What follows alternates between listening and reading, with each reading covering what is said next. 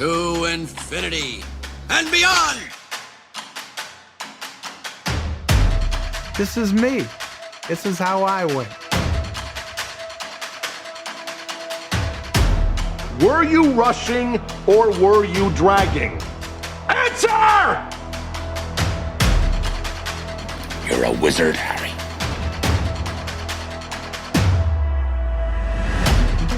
Say what again? Say what again? I dare you.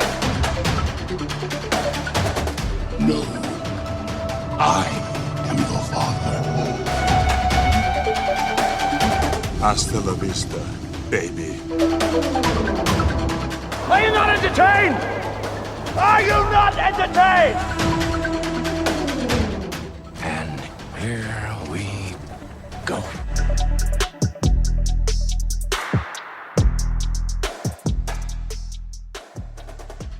Hello, everyone. Welcome back inside the film room. I'm Zach Goins, and today I am joined by a very special guest. It's not Johnny Sobchak, but instead the only Fast and the Furious fan bigger than myself. You know him, Shakeel Rashad, from past appearances in the Houston Texans, as well as on the Other Guys Rewatchables episode. Shaq is a longtime supporter of Inside the Film Room, and we're excited to have him back.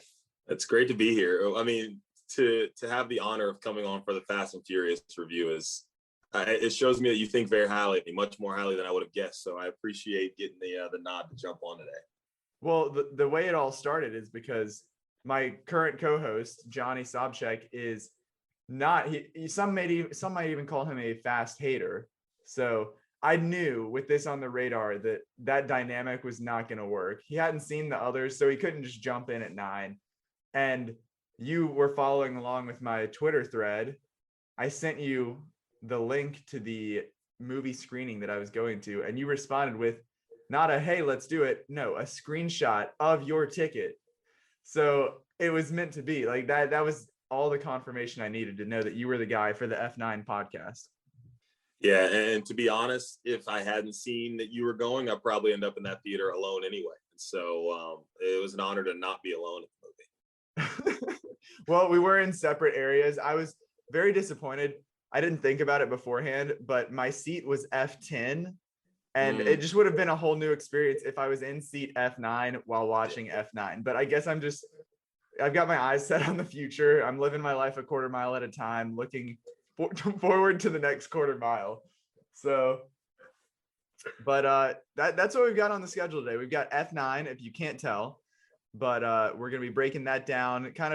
This is a strictly F9 podcast. We're not doing our usual news or anything like that. No recap of Loki. We'll hit that next time with Johnny once he's back on the podcast. But with Shaq here, we're just going full throttle. We're crushing some Nas and Corona as we record this podcast, and it's going to be all fast.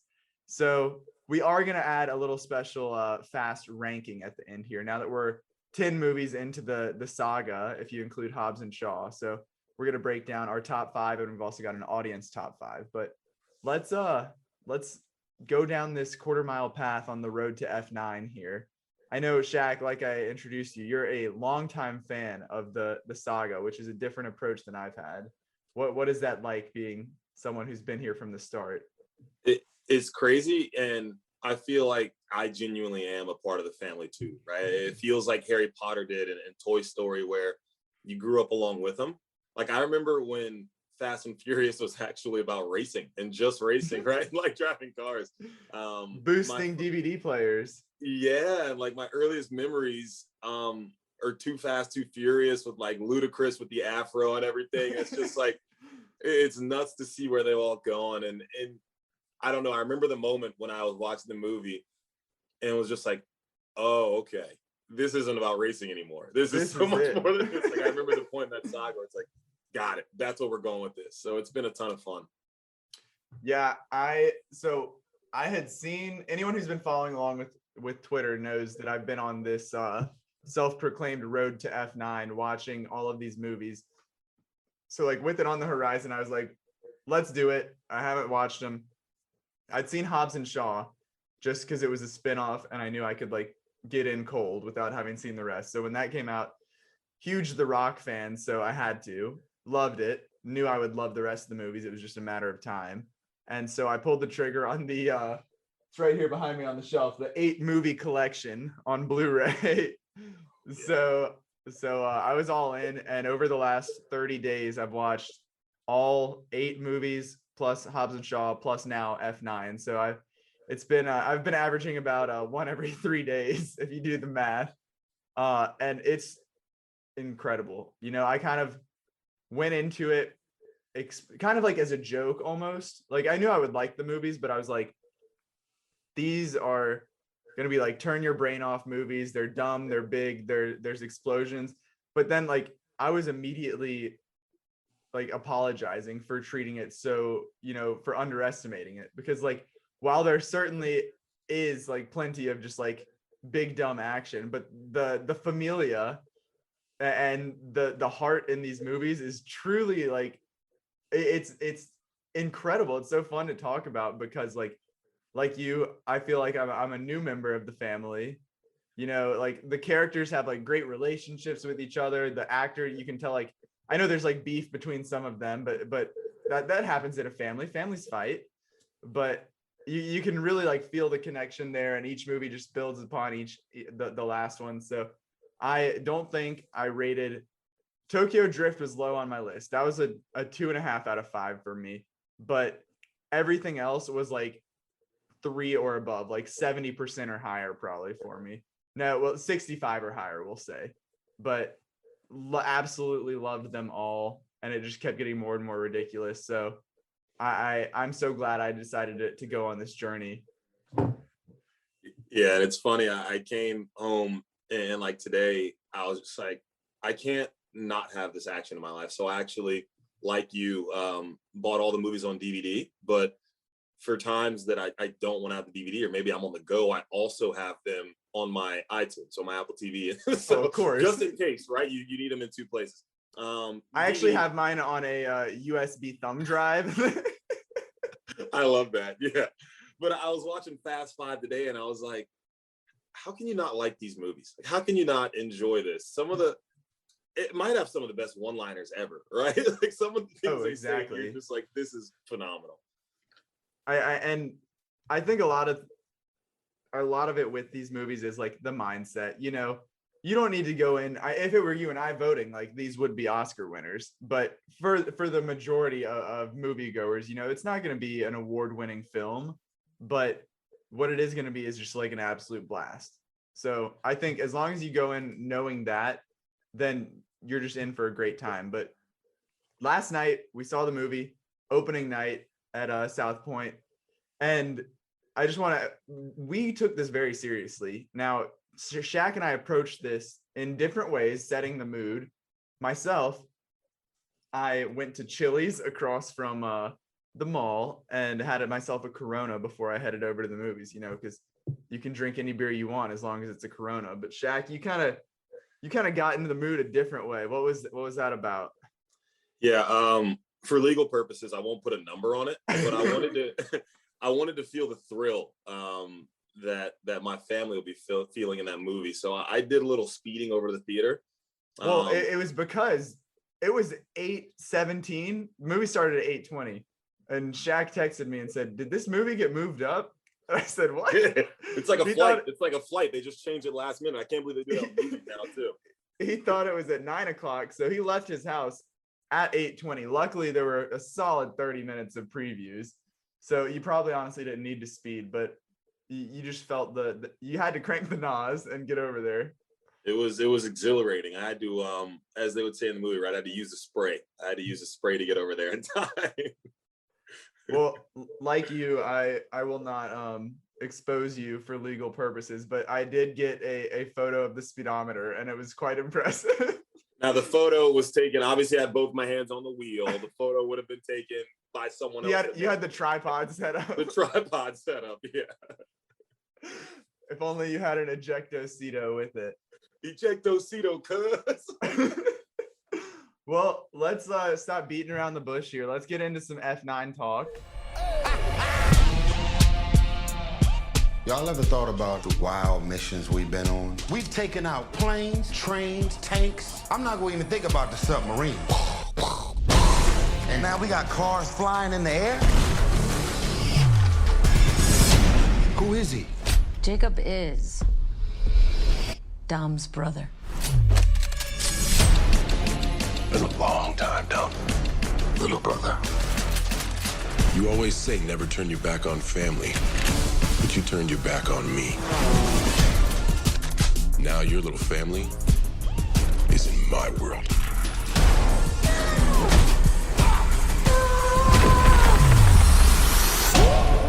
Are you ready? Whatever's on you, is you ready? It's on us. Are you ready? He's got his own private army. We need help. Bring what you got. Bring what you got. Bring what you got. No way. Is you ready? Whole squad ready. So how do y'all want to play this? Fast. We going on. We going on. This movie has been one that we've been waiting on for quite some time. It's supposed to come out last year, obviously, and it was the first one really with the pandemic delays to just go ahead and they were the first one to just delay an entire year. Like, it was early on, people were moving a couple weeks back or a month back, and they said, no, we'll see you next summer. And all I'm going to say is that gave me more time to fully invest in the franchise. But at long last, it's here. We've got Vin Diesel, Michelle Rodriguez, Jordana Brewster, Tyrese Gibson, Ludacris, Natalie Emmanuel, Charlize Theron, John Cena, and everybody else in the entire Fast family pretty much is back again. This might make Shaq a little angry. We're going to share the scores here right now. Rotten Tomatoes currently has this at a 62% critic score, 83% audience score. Myself, we'll get into this. Myself, I'm at a solid 67 out of 100, which is on the lower end of my Fast spectrum, but still, obviously, that's a 3 stars, 3.5 stars. That's a solid movie for me. Shaq, what are you stamping this before we get into the review?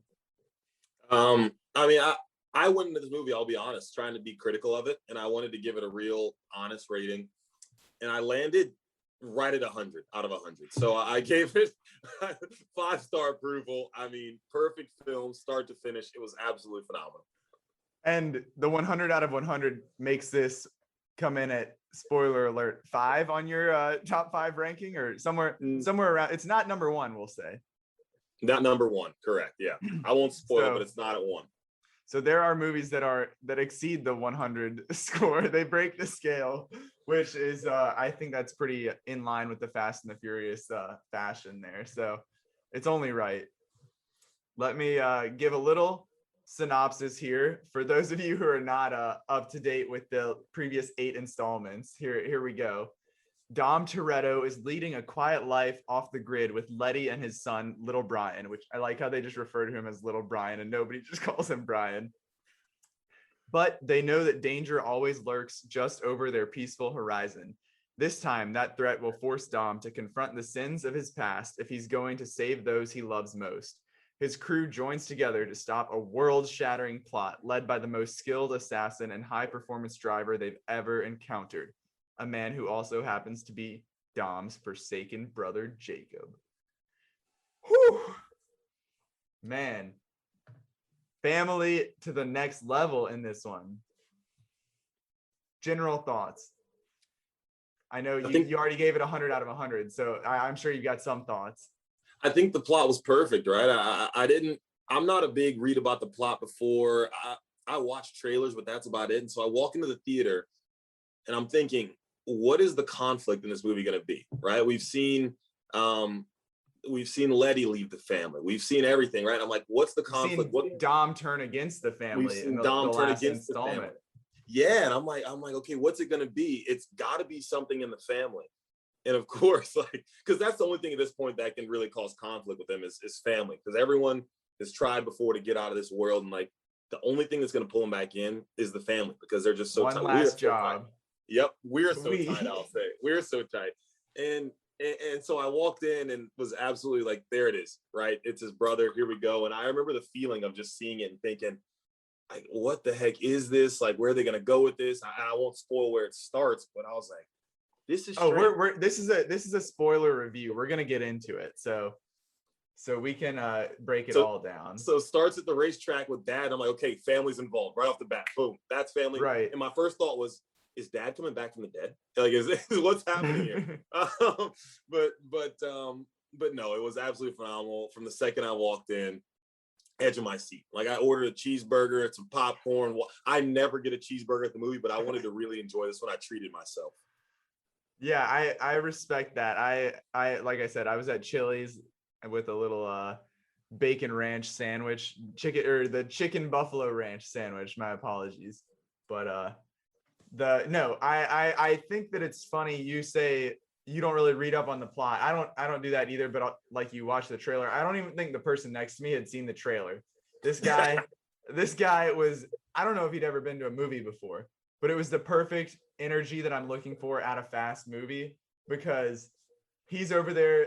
Like, you've seen the videos from like Avengers Endgame, you know, like when they all come back, like that's acceptable at that point. And hey, it's acceptable at Fast 9. He's over there. Yeah. Woo.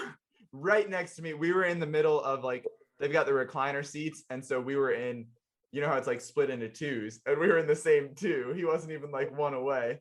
So he was right next to me. We were up close and personal. And he's over there like a coach on the sidelines. He's going, one more, watch your back. Like, whenever they're taking out the bad guys, he's calling out signals. But no, it really honestly just added to my experience. I'd just gone through the last 9 of them, watching them on my couch. So to have that kind of energy there was all I could ask for and more. But I think as far as my expectations here, you know, extreme action, check. Family, the connections, the bonds between the characters, check.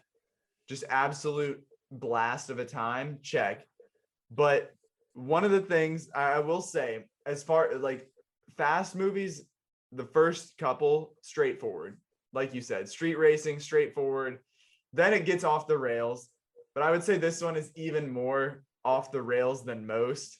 You know, it's kind of, this leads into my next point, but it's kind of like a don't think too hard about it kind of thing, where we've got the MacGuffin, like we've got the two different like things, the pieces that they have to find all over the world and put them together, and we've got the key. And what are we getting these for again? Because they give you access to every device in the world, so that you can then, if it runs on zeros and ones, we can get it, and then we can get the nuclear codes, and then we can hold everybody hostage and go to space and have satellites. Like, okay, but like, even I'm willing to look past that. Like, it's not going to ruin my night if that doesn't make perfect sense. But, you know, then we've got like the family ties and the bringing in other members of the Fast family, you know, from past movies, and like the Han resurrection, for example. I want to go there. We, of course, he died in Tokyo Drift, died in quotes, and but then was in other movies because they rewound time. And then we learned that like Shaw thinks that Shaw had killed him. And then, so this is very funny because they bring him back and kind of don't answer it. And then once he meets the whole family, they answer it. And Shaw thinks that he genuinely killed him, but somehow Mr. Nobody had like covered it up or snuck him out or something. And he'd just been playing dead for a few years. But right when they're like explaining that, it's like they give you maybe like 2 seconds to let it sink in. And then the bad guys attack the base because they're like, we can't let that linger for too long. You can't think about it and like, wait a minute. So what happened? No, it's like, okay, action sequence. And then you forget about it by the time the action sequence is over and you're just rolling with it. So again, the expectations of this movie, like I'm fine with a couple plot holes or something not being ironed out, because I'm just here for a grand old time. And that definitely happened. So I don't know if that bothered you at all. It doesn't sound like it. Not even a little bit, right? Like, I think that the second that it became a staple for The Rock to like curl helicopters in these movies, I stopped expecting these things to make sense. I stopped expecting the plots to track. I go in there looking to get entertained. If they can keep me on the edge of my seat for an hour and a half, hour, 45 minutes, whatever it is, I'm in good shape. I'm pumped. And this thing had me tingling. I was ready to jump in out. this case, 2 hours and 25 minutes, the biggest one yet. Like, felt like 30 minutes. We could have gone 3 hours. Yep. But you mentioned it a bit ago. Let's get into how did we feel about the flashbacks, the young Dom, young Jacob, learning about the backstory with their dad. We'd obviously heard the story before when he's like recounting how his dad died and how he watched it, but it's a whole different element to see it up close and personal. We've got the two young actors. What did we think? Finn Cole plays young Jacob and Vinny Bennett plays young Dom. I think honestly they looked pretty spot on, but I do think it was hilarious that young Dom was like hulking size in comparison to John Cena's younger version. Yeah. Like that was probably like some sort of like overcompensation by Vin Diesel in the contract. Yeah, it was pretty funny that like when you see young Dom, you can actually see his feet in scenes. Like you can see his whole body and not just like knees up. Because I don't think there's been a full body shot of Vin Diesel in the last 9 movies, because you'll see how short he is. They make you think he's. When I found out, and I won't say the year, but when I found out that Vin Diesel wasn't like 6'6", I was devastated. But in this world, he is, right? He's still 6'6" in this world. Right. And I didn't even know. I just had to Google it. 6 foot flat. Oh, that's taller than I would have expected. I've got an inch on Vin Diesel, but it's also crazy that like just talking about heights in general, like we're getting sidetracked here, but The Rock is only 6'5". Like that's big, but you know, like it's not like as big as he seems, you know. So that's a side story for heights over there. Let's get back to the real story here. But I also think that it was very interesting with the flashbacks that we got the story of like the truth behind why Dom went to prison, because we'd always heard like the people who were trying to make him look bad talk about him beating a man with a wrench to like an inch of his life.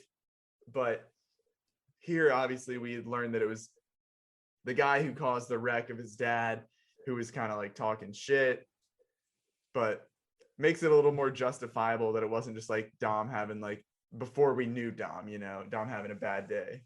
Yeah, I thought that Dom, all this time, I thought that Dom had like, you know, growing up super rough and literally just like got into a street fight and beat a guy with a wrench within an inch of his life. And to find out that like, you know, it's not okay to beat someone with a wrench, but to find out that there was. Yeah, well, let's get that out there just for all the listeners. We're not condoning it. I mean, the guy had it coming, you know, like, no, I'm kidding.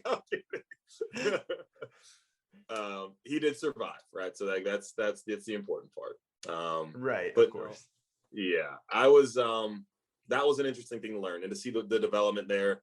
And I think that another thing they did a really good job with was Jacob's story, right? Like the whole hate him, then you come to love him because you find out what really happened that day and why he had jacked up dad's car and everything. So truly just, that's the part where I say these writers did a great job. You know, are there some plot holes? Yes. That is something that belongs in like Game of Thrones or something. That writing, that was great writing. Right. Like I'm on Reddit looking for plot holes in Game of Thrones. I'm not on there for Fast and the Furious. I'm looking up best Fast and the Furious explosions. But you mentioned Jacob. How do we feel about John Cena entering the Fast universe as an actor, as this character? We obviously, Dom Toretto is Mr. Family, yet we don't know about his brother. They do a great job of explaining.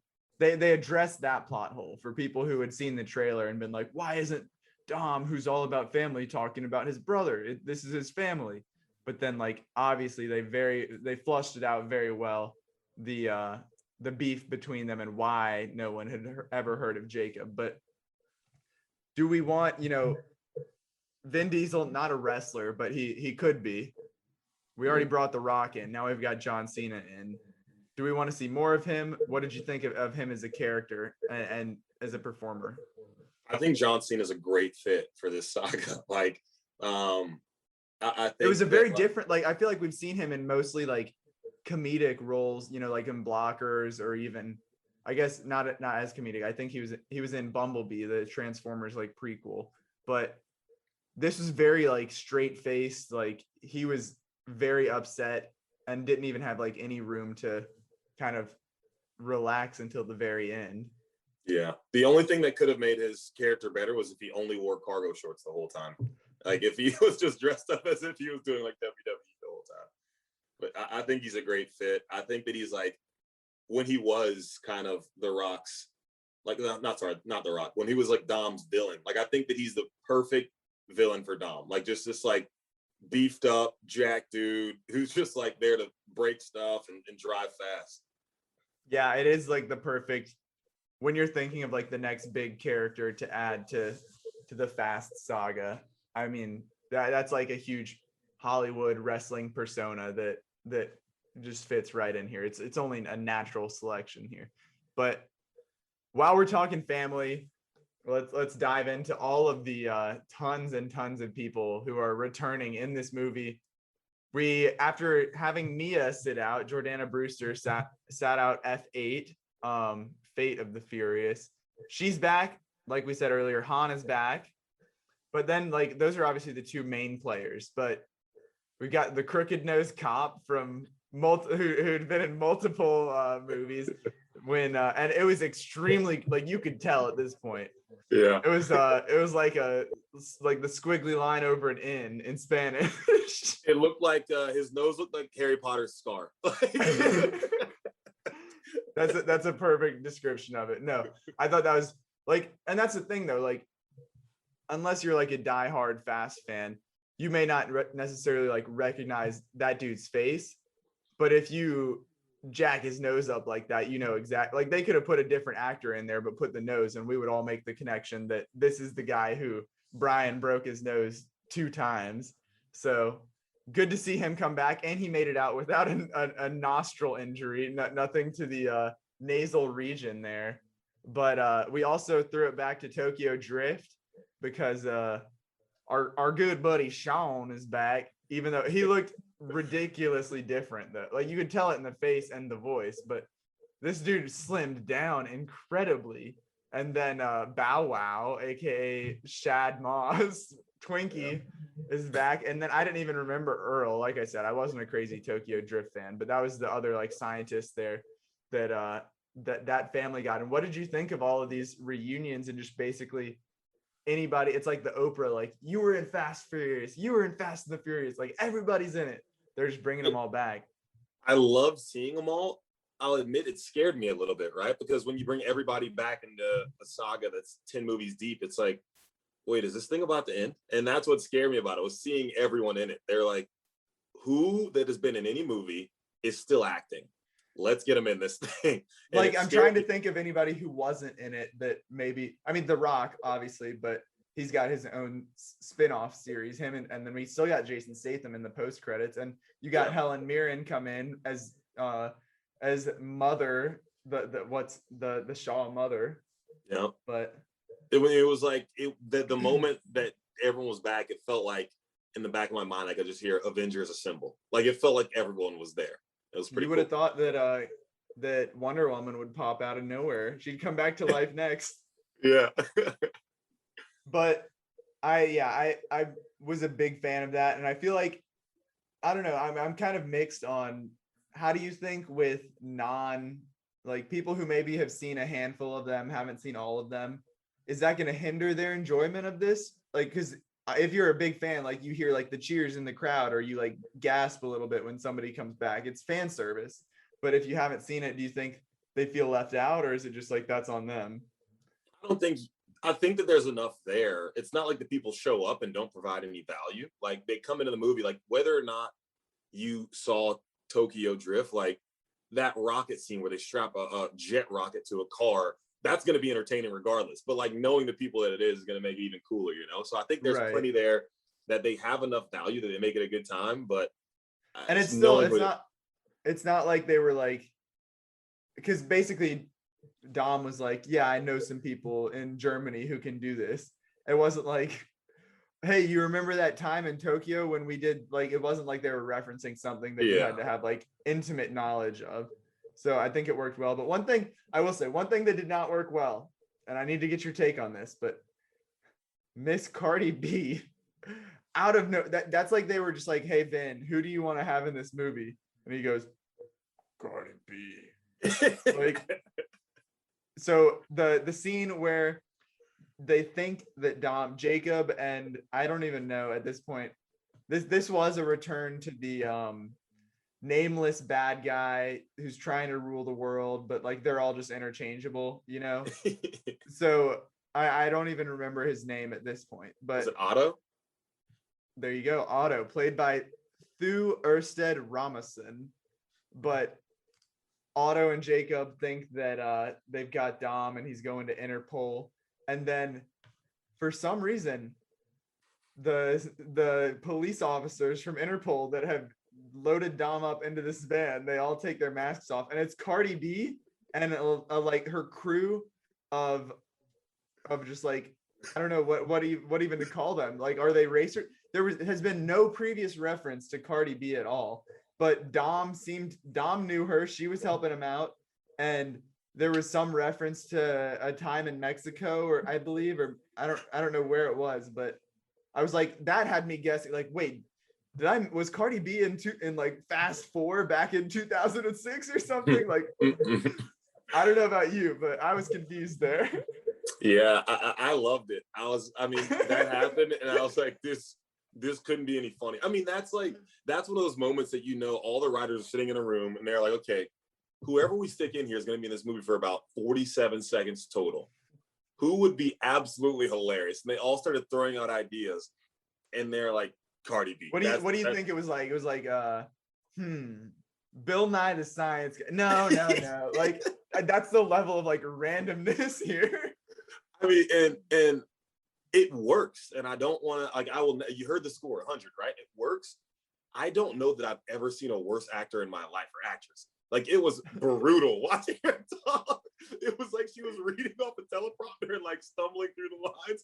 And I loved it. I was like, this is perfect. I wish they would have just called her Cardi B in the movie too. Like, her name is just Cardi B. Hey, Cardi. Cardi and her crew. But I will say, I don't know if you've seen it. Hustlers, the movie with Jennifer Lopez, the stripper movie. Cardi B was in that, and she was right at home in that one. So maybe she should stick to Hustlers 2 versus F10 when it comes to her next on-screen move. That's valuable. I want to get your take on this. Now, we've just established all of the family, everyone who's back, but the joy of this movie is seeing everyone together. And we get a bit of that, you know, maybe like second half onward, but a lot of the start is split up. You know, we've got like side missions. Mia and Letty go to Tokyo to try and investigate Han. Dom is on his own going to London. Tej and Roman go to Germany, and that's where they meet up with the Tokyo Drift crew.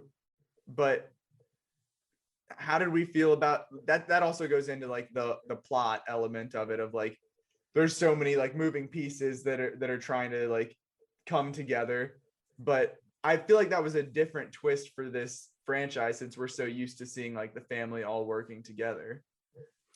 Yeah, I think so. But I mean, as I'm watching at this point, how do you keep it? You got to keep it fresh. Add something new. Yeah, add something new, and also like the formula works, right? We saw it work in Avengers Endgame. Somebody's in New York, somebody's in outer space, somebody's in, you know, like, okay, that's what they went with here. And it's, I mean, those movies are neck and neck, right? Like those franchises are neck and neck.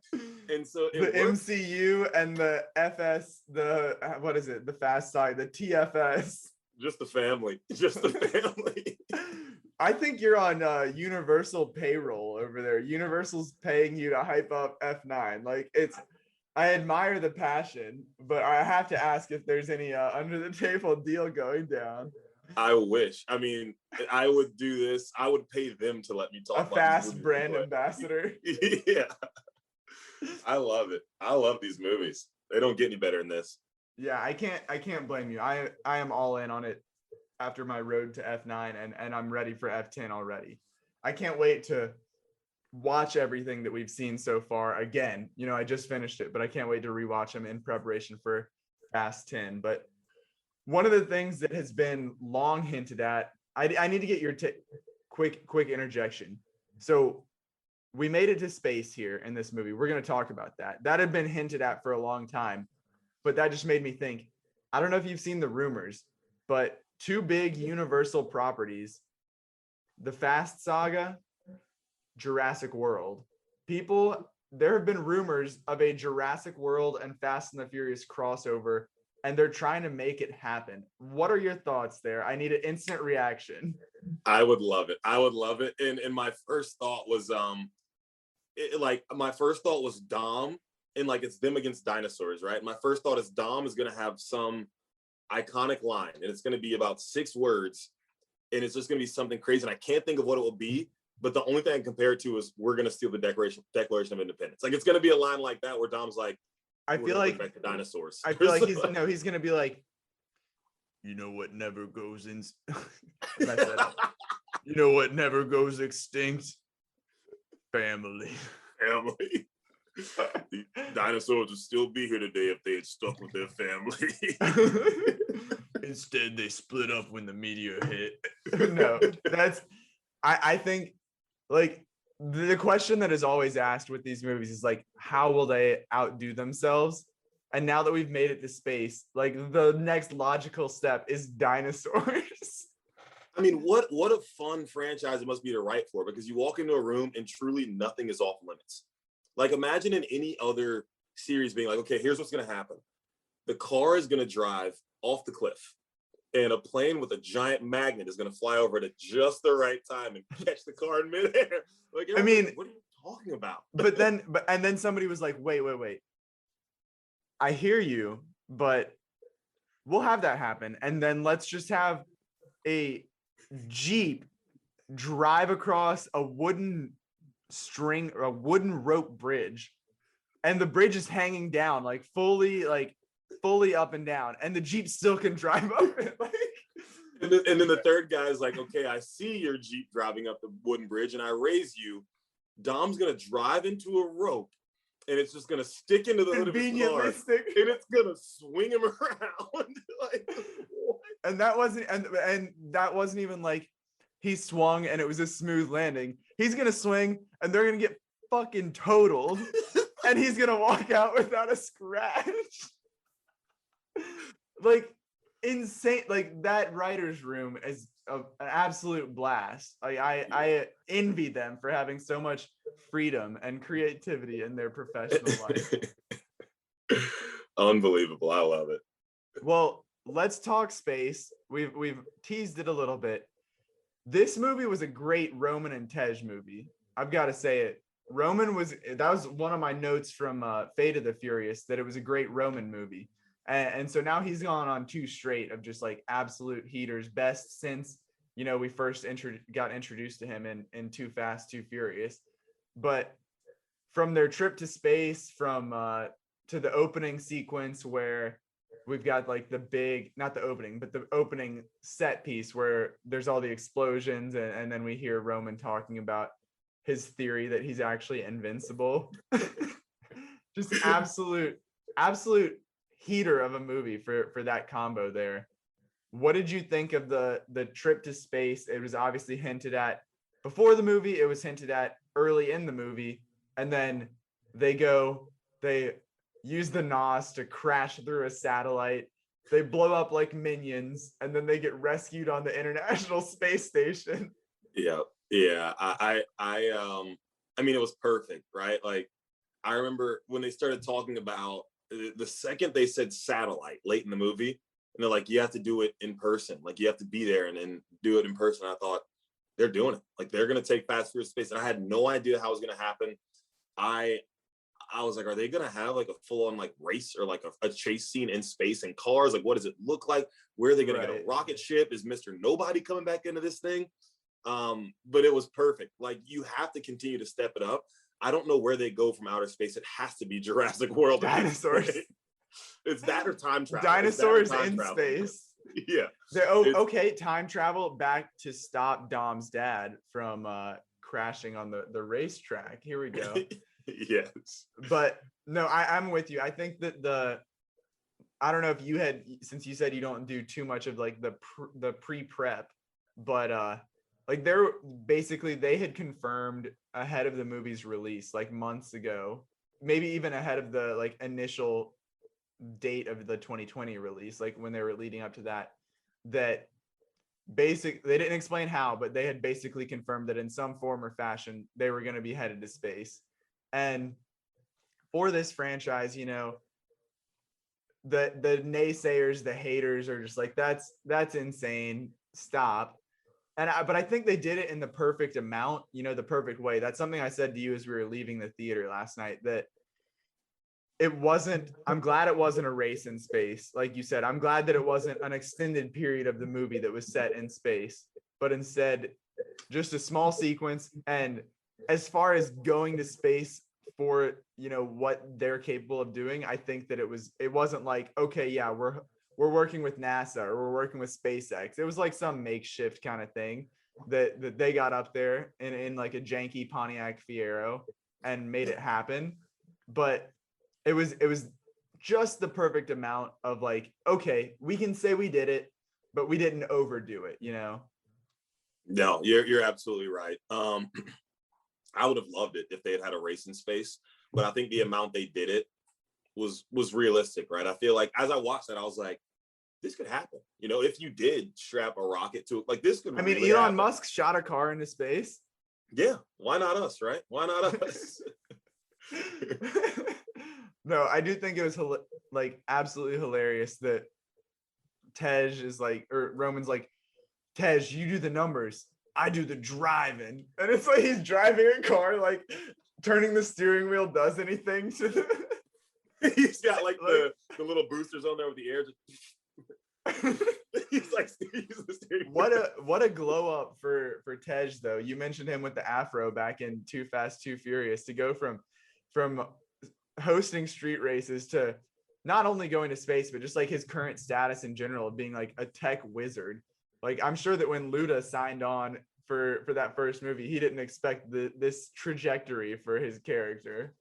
I'm sure he didn't, right? And like I was thinking about this earlier when you were talking about him, but like, can you imagine like in Too Fast, Too Furious when Tyrese Gibson signs on and they're like, yeah, you're gonna be this guy who lives out by a junkyard, like you're gonna live in an RV, you're gonna be wearing like an ankle brace and everything, and then he ends up being like the hilarious, because he had anger problems earlier, remember? Like he was the angry guy at first, and then they're like, oh, right, funny works for him, like let's just go all in on funny. And so he's been an absolute joy to watch develop for the last 7 or 8 and we also got a good callback to he said, I'm hungry. Obviously a good callback to him and Brian in the second movie there. But yeah. I know we've just been talking about going to space. Obviously that is ridiculous, but at the same time, this movie felt like the most grounded one that we've had in a while, which, no pun intended, grounded outer space. But but like, we've gone from, you know, boosting DVD players, we've gone to then getting tanks down the interstate, we've gotten submarines in the Arctic, but with like the space sequence, like we said, was very small. It was a very small portion of that, but most of this was cars on the ground driving on 4 wheels. Like, this was not since, I guess, Fast 5 had we really like been so grounded, albeit Fast 5 had a safe attached to the back of those cars. We've got like big army vehicles in this, but for the most part, things are driving. And I feel like that was a good return to form, you know, for the franchise. While I was still taking the steps forward with outer space and extremes, it was still like calling back to the roots. Yeah, absolutely. I totally agree with that. And as you were kind of talking about, like, one of the other funny things, it reminded me of that, like, one thing that I've always appreciated about the movies, but, you know, it's never made a ton of sense, is just that, like, all these people that are just street racers just happen to be essentially like trained killers. Like, they're just so good at fighting and shooting and everything. And in this one, I'm just like, they're fighting real like CIA agents throughout this series. And I feel like at this point that truly is who they are. But I remember when Dom comes out with like the shotgun to start the movie, I was like, okay, good. Like, he doesn't have some crazy technology gun. He's not like a trained CIA agent anymore. He's just like He's still, yeah. a dude with a shotgun. You know, that's real. I like that. Yeah, that was, I will say, you mentioning the beginning, first time we've really seen motorcycles involved on the good guys side. We've had bad guys in motorcycles, but who knew Letty was a motorcycle fan? Added some interesting twists there. And that opening sequence, not the flashback, but the opening, like when they're going to find Mr. Nobody's plane, it was a good sort of like pump fake, because, you know, the movies tend to like always have their big set piece right at the start, you know, from the opening in the very first movie, you know, starting with like stealing the DVD players, and then like the Fast and Furious, the fourth one, they've got like the giant like heist on the oil truck in where is that, like the Dominican Republic. But they started a little slower with the flashback and Dom's dad, but then they just went all out with the chase through the jungle in Mexico. That was where we meet Jacob. That was absolutely insane. And the landmines, got to be going 80 miles an hour. And what does Roman say? He's like sounding it out. He's like, "Peligro minas." What does peligro minas mean? And nobody's answering him. Yeah, Dom's like, "How fast we gotta go?" He's like, "Somebody answer me. What does peligro minas mean?" And no, so I mentioned the guy next to me when the car landed on when he falls out of the car, lands right next to the mine, Roman, and then the car like gets flipped up after the explosion and it looks like it lands on him. The guy next to me goes, "Oh shit!" And I was like, you really think they kill the main character this early in the movie in that fashion? Like, calm down, man. But again, I appreciated his enthusiasm for the film. But I want to ask you, you know, these movies, there's a certain formula, you know, that they follow. Was there anything truly surprising for you here? We gotten teases of space previously, so like it was only a matter of time. You know, at least for me, I went into this thinking, yes, we know that Jacob is the brother. We know that they have beef.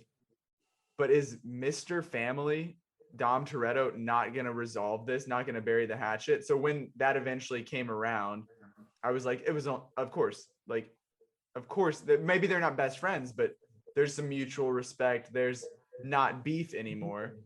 And then, of course, we knew it would end with a cookout. I don't know about you, but was there anything that truly surprised you here? I think thinking of like what surprised me, and it would have been, I think there was a couple times learning, and these weren't like huge surprises, but like learning the true story of like why Dom ended up in jail or in prison, whichever of the two it is. I always get confused. And then once you do learn it later on in the movie, when you find out why Jacob did what he did and ended up getting dad killed. Like I remember throughout the movie, like just like you, it's like Dom's Mr. Family. This thing's gonna end with a cookout. Like they're all gonna be family again. They're like it's gonna be fine.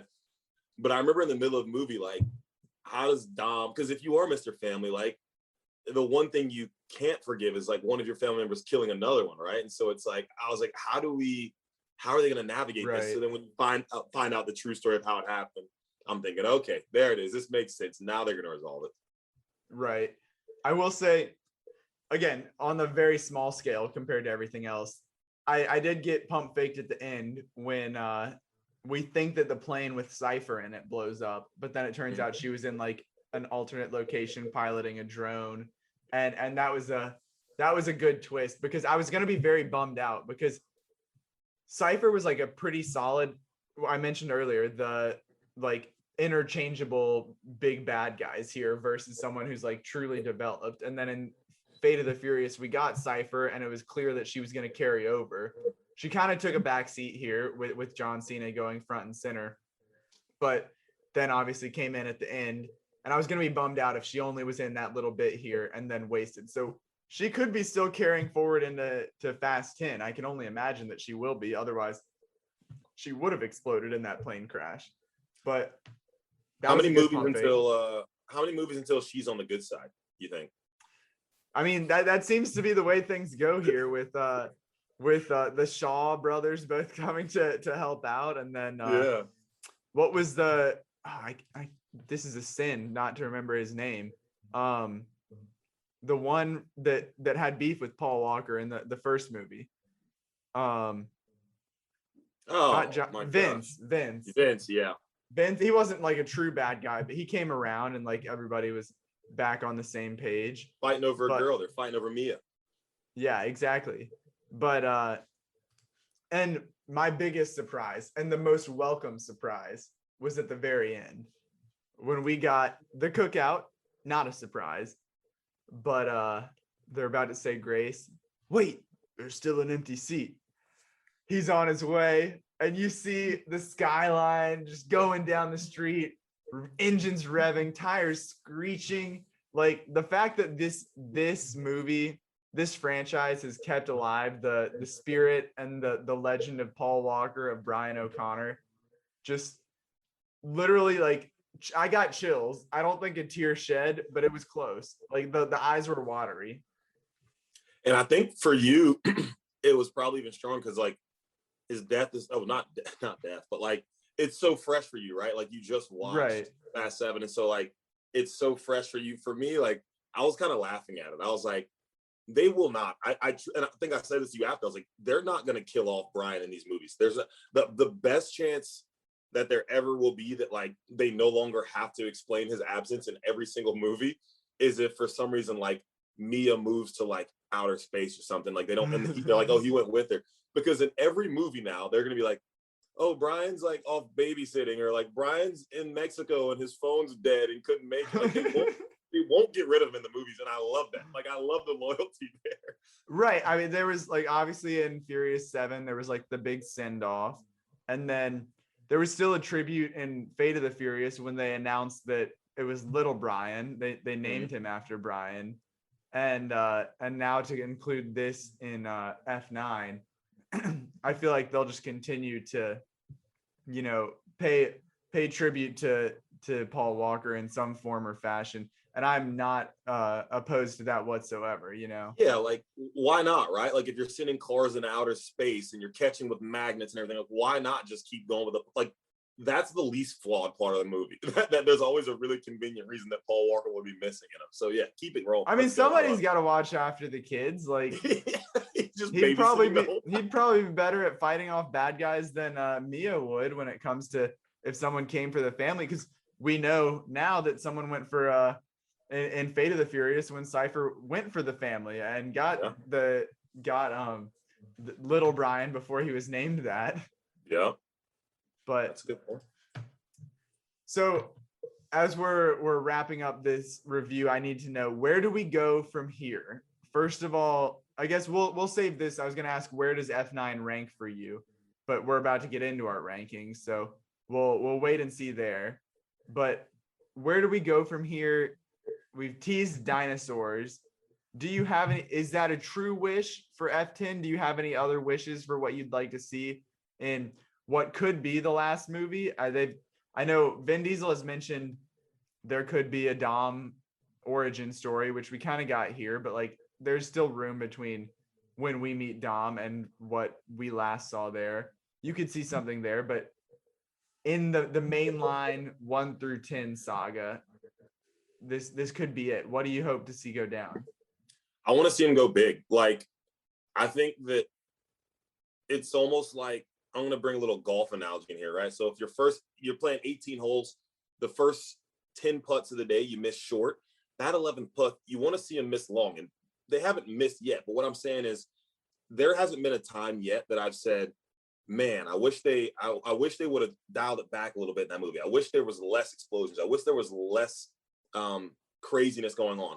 I want myself walking out of theater thinking like maybe they went too far on this. Like I want them to really go for it on this next one. Like I don't even know. Sounds like dinosaurs. Like dinosaurs, like fighter jets for everyone, like F-18s all around. Like I want them to really go for it. I want them to be like, I want myself to have to think like, all right, they're doing too much, which I don't think I can ever do. Like I will buy anything that they're selling right now. You just put it on the screen and I'm all in Fast and Furious. I love the passion, the commitment there. Like it's hard if we're already 9 movies plus a spinoff in. Like your fan base is loyal. You're not going to lose anybody by going too big. Yep. So I'm with you. I mean, I think what if they dial it back on the other hand, though? What if F10, one last job? We're stealing not DVD players. We've got some 4K Ultra HD players that we're trying to lift from Best Buy. What do you think? We're stealing these and just selling them on the street for a little markup. I think it'd be weird. It feels like the series has done this, right? Like it's gotten crazier and crazier for the better. It'd be weird to see him go back, but I can also say that if they went backwards, I'm sure they do it in the right way that Just would actually put work it in for them. reverse. They can't miss. But They can't miss. I'm telling you, they can't miss. I will say, as a diehard Dwayne The Rock Johnson fan, I know there was beef between DTRJ and Vin Diesel, but I believe that has been squashed. You know, I believe Dwayne posted something recently that said, or no, I think it was after Hobbs and Shaw. He said, "I'll see you soon, Toretto," on his Instagram caption. Awesome. So he wasn't in this one, but if we're getting everybody together, we're getting the whole family together, you have to bring Hobbs back in here in some way, you know. So that would be the biggest thing that I would like to see, other than, you know, Hobbs riding a dinosaur. And if we're talking about Hobbs, I would love to see. Riding a dinosaur. He's going to be fighting a dinosaur. Like, he will win a fist fight with a dinosaur if he goes into it. Like, true. One of the most. I mean, they really just give Vin Diesel superpowers in this movie. Like, if you remember, he pulls in like 12 feet of concrete. He just grabs chains and pulls down like 12 feet of concrete. Yeah, we got the Dom fake out death. Yeah, that scared me a lot. I feel like that will, at some point, if it does end with Fast 10, that it will, in some way, Dom will end up legitimately sacrificing himself in the name of family. I feel like that's just thinking of Vin Diesel, thinking of like his kind of like the way that he approaches this, and like I think that would be like what he wants for his character, you know. That would be, he would see that as being like honorable, that he's like a huge, like a big guy, not in like big sense, but like big hearted, like sacrificing himself for his family. Wow. Yeah. I don't know. Do you think that's feasible, or is it just going to be another fake out? I feel like I'm right there with you, right? Like, I think that's right up his alley. I think that's all him. But I also like, I feel like it has to end with a ride off into the sunset. Like, if they weren't willing to. He's babysitting. They open up daddy daycare with Brian. It leads into the pacifier. The prequel. Turns out this is all a prequel for the pacifier. Perfect. I'm all in on that. But any final F9 thoughts before we turn it over to our ranking? Perfect movie. 100 out of 100. The Wow. Shakeel Rashad stamp of approval. All right. Well, let's see what 100 out of 100 ranks when it comes to the top 5 movies in the Fast Saga.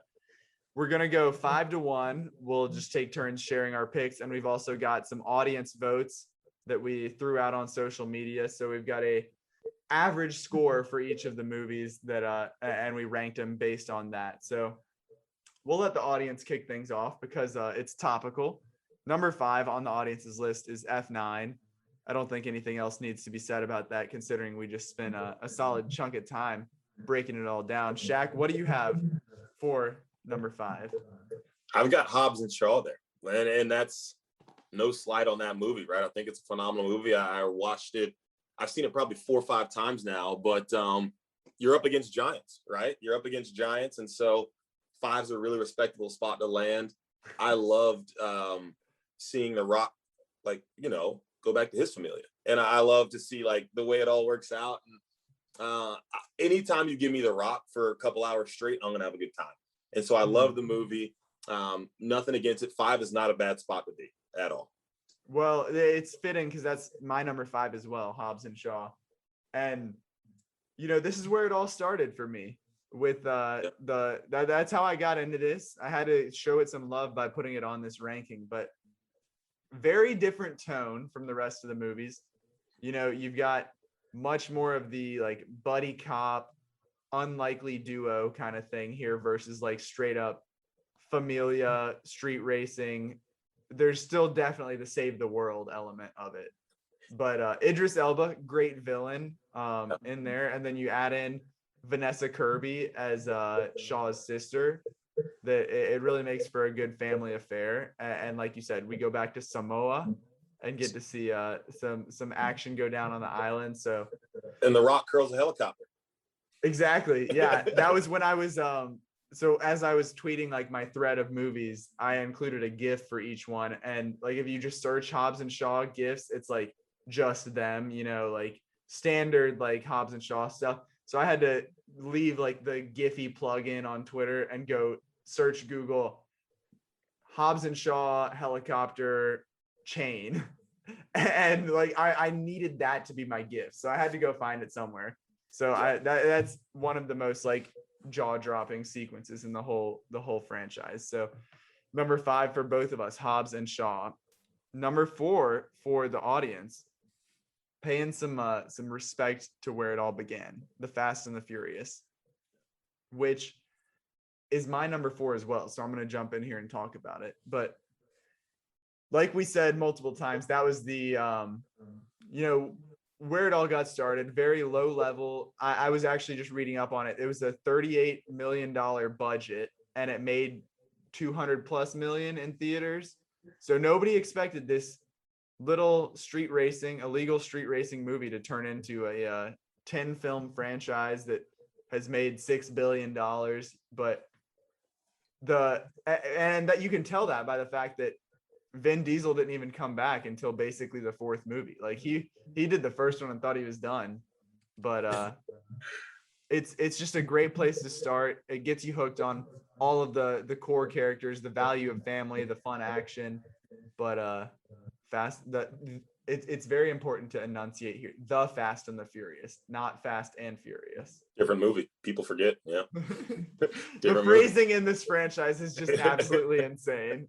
Yeah, I wonder if they could go back if they would have named it differently, knowing that they're going to do 10 movies, because they're like, oh boy, like we don't have 10 names to come off of this one. I've seen a campaign for Fast 10 to be Fast 10 your seatbelt. I love that.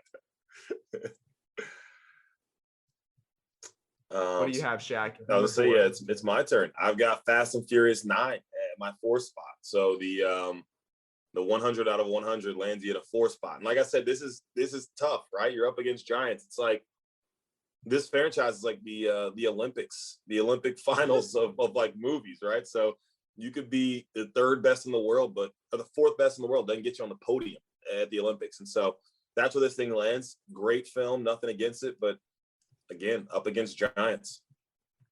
That's very true. I respect Fast 9. I think it's probably like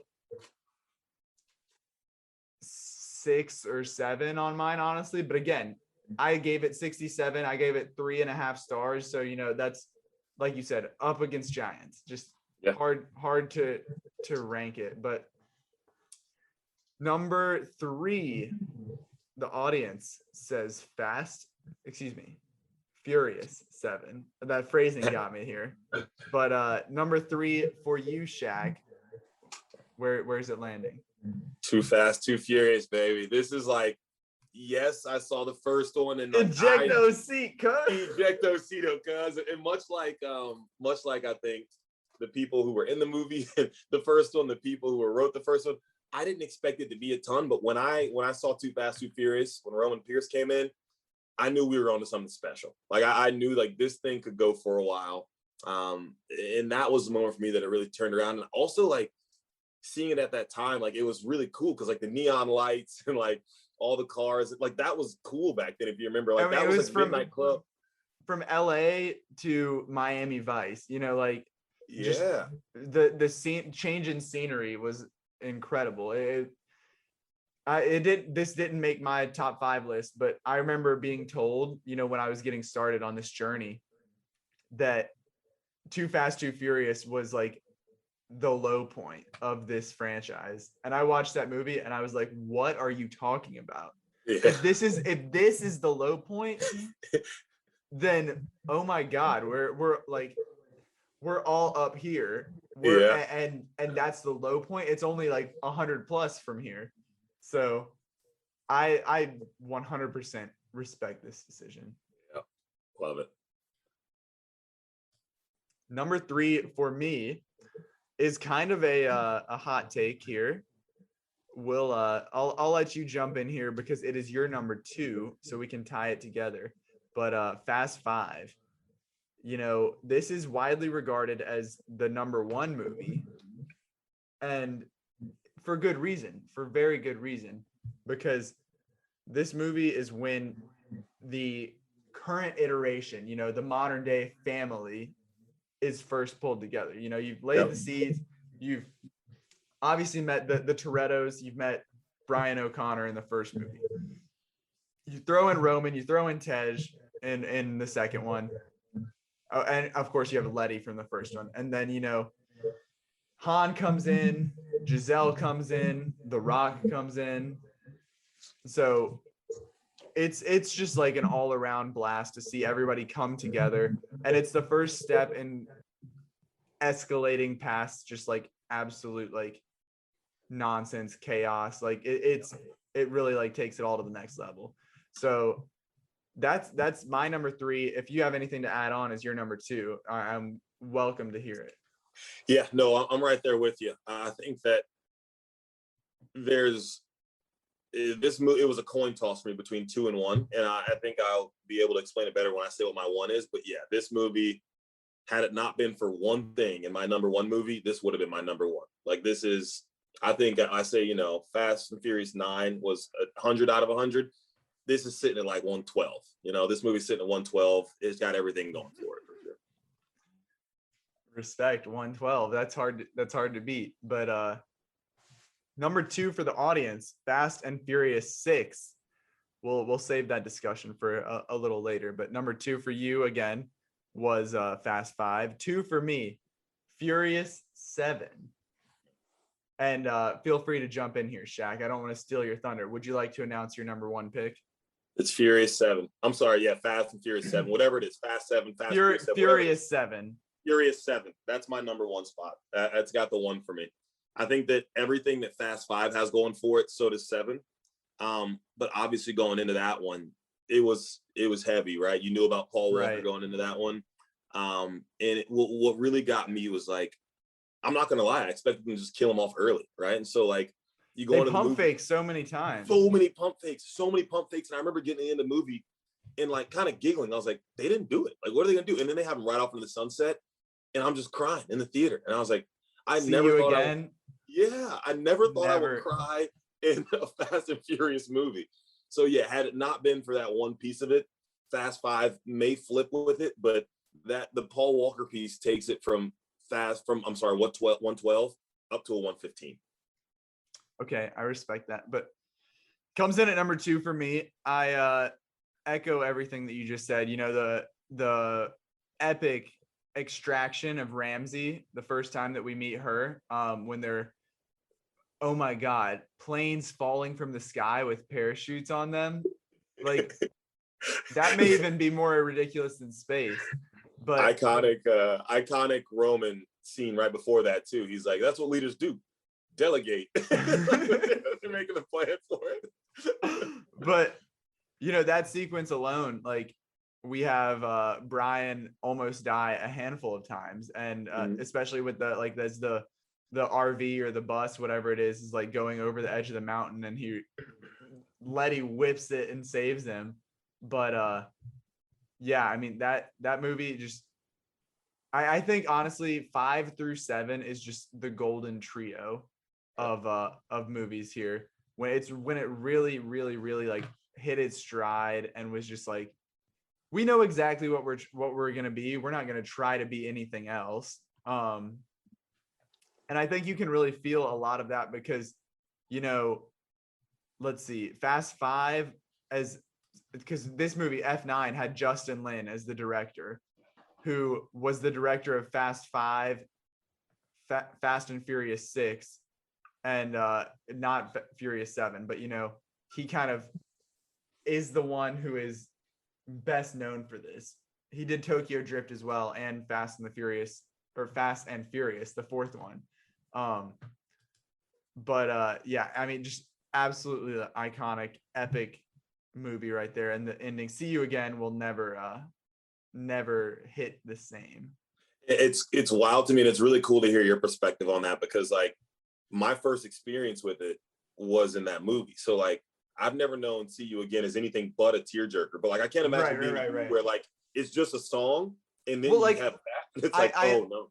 I like, see, it's funny because like, not funny, but like I knew the song and like I knew that it was from Furious 7 and like knew about the Paul Walker death, but like it came out my senior year of high school, so it was kind of like the emotional, like they played it at like our graduation night or whatever, and it's like, oh, we're leaving all of our friends, I'll like see you again. And like, but the just like the experience in general, like I knew that Paul Walker had died, like it was news, so like I learned about it like when it happened, but like I wasn't connected to the movies, so I didn't really like know about it. And as I was doing this, I wanted to wait until after watching Furious 7. So then once I did, I listened to the song on repeat for like the whole night, and I read like multiple articles about like how he died and like how the movie was made afterwards and everything.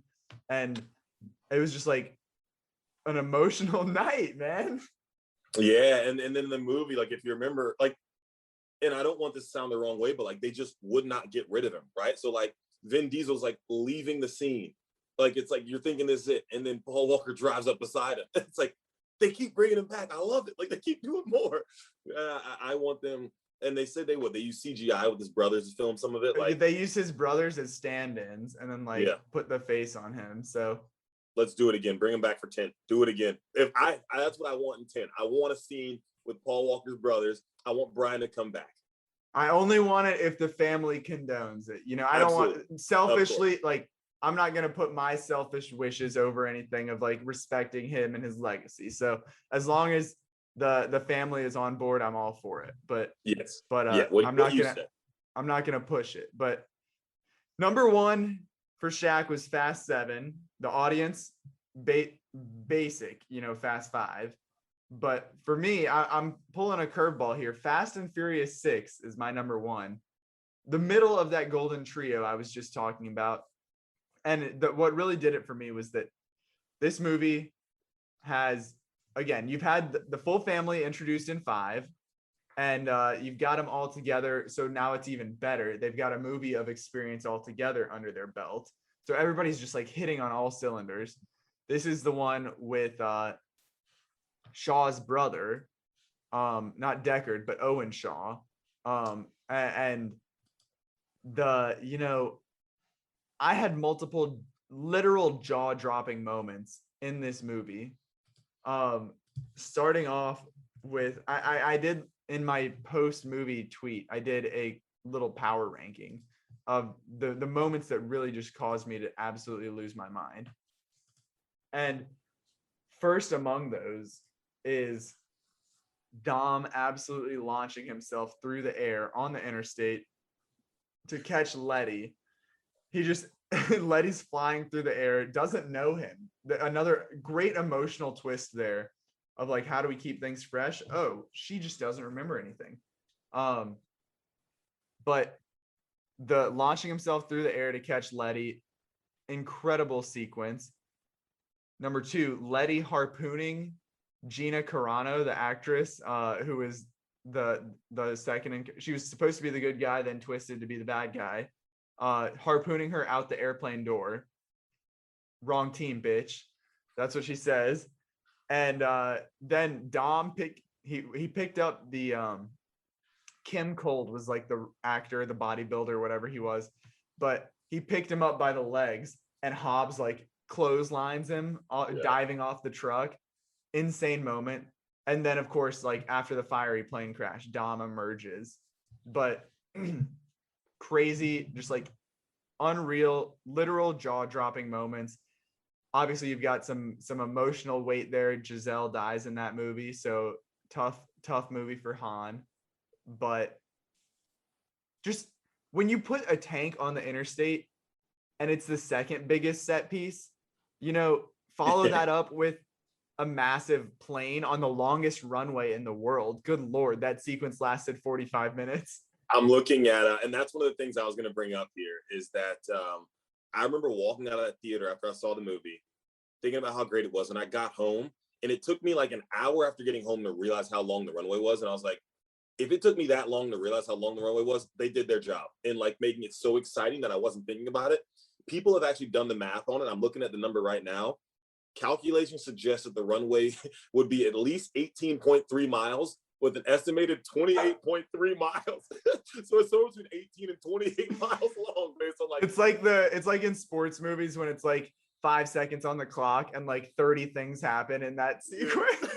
No, absolutely insane the length of that, but I wouldn't change it for the world because so much goes down and it's incredible. But you know, Giselle, like I said, Giselle dies in that one. That's just because the Wonder Woman money came knocking and they needed to find an exit for her. So Han got left high and dry. But Fast and Furious 6 is my number one. Honestly, you could pick any one of these movies except Tokyo Drift. I'm sorry. And it would be a justifiable number one. I'm sure you agree. Tokyo Drift almost just feels like a spin-off, right? Like it just feels like it was like it's more of a spin-off than Hobbs and Shaw is. Absolutely, yeah, absolutely. But I will say absolutely incredible.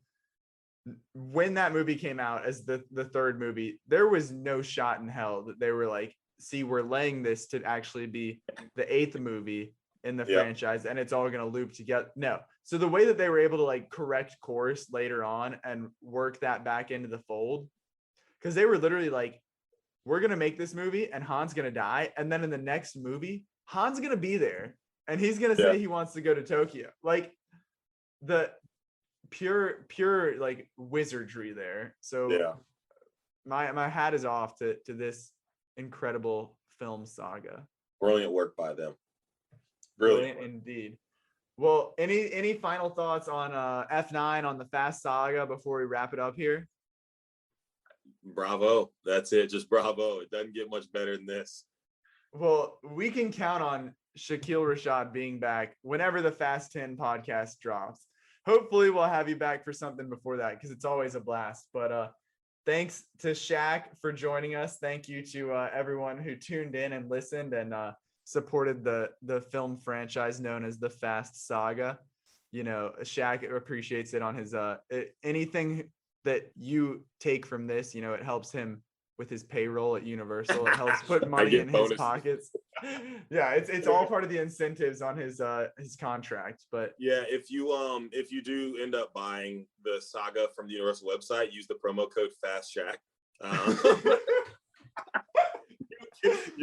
You don't get anything off, but it just actually puts 10% towards Shaq. Yeah, it actually charges you 10% more and it goes directly into my account. So yeah, that's our first sponsorship on the podcast actually. So we appreciate Shaq for bringing that deal in. But be sure to follow us on Twitter, Instagram, like us on Facebook, subscribe on YouTube. It's all at Inside Film Room. And while you're at it, be sure to subscribe, rate, and review wherever you get your podcasts. We're on Apple, Stitcher, Spotify, Amazon, Google, iHeartRadio, wherever you can get it. We are there. We'll be off next week, but after that, we will be back with a big time Marvel Cinematic Universe review of Black Widow. So we hope to see you then.